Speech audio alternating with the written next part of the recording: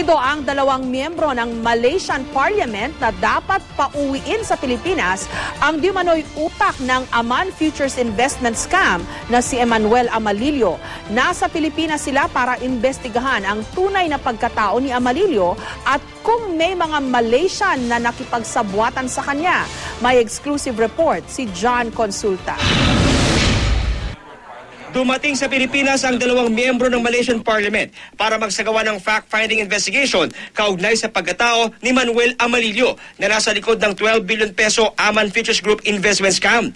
Nakipag-ugnayan na raw sila sa iba't ibang tanggapan ng ating pamahalaan. Sa kanila raw natuklasan, lubhas silang nabahala sa napakalaking bilang ng tao na nabiktima ni Amalillo. I would also like to express my sympathy and regrets that this incident has tragically affected so many thousands of innocent people, and we will try our best to assist and to perform our duties to prevent criminals from escaping justice.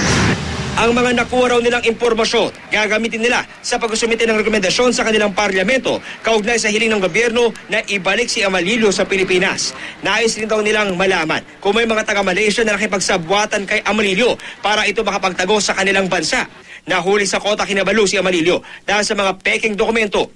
Nakatakda sana siyang ilipad pabalik ng Pilipinas nitong January 25 pero pinigil ng Malaysian Police para daw maimbestigahan. Kasalukuyan nitong nasa hospital arrest ngayon sa Sabah.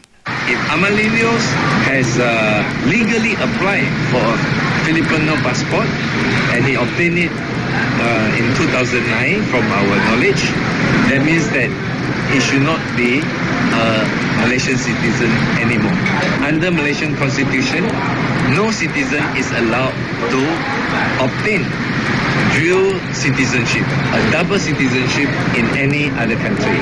Ngayon pa lang, kumbinsido raw ang dalawang mamabatas na dapat maibalik si Amalillo sa Pilipinas para harapin ang patong-patong na reklamo laban sa kanya. In case we discover where the money is, you will be supportive of its return to the Philippines, to the victims. Absolutely. I mean, that's a basic principle in fraud.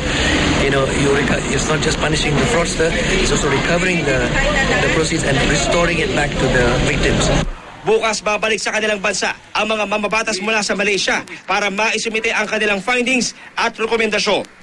John Consulta, GMA News.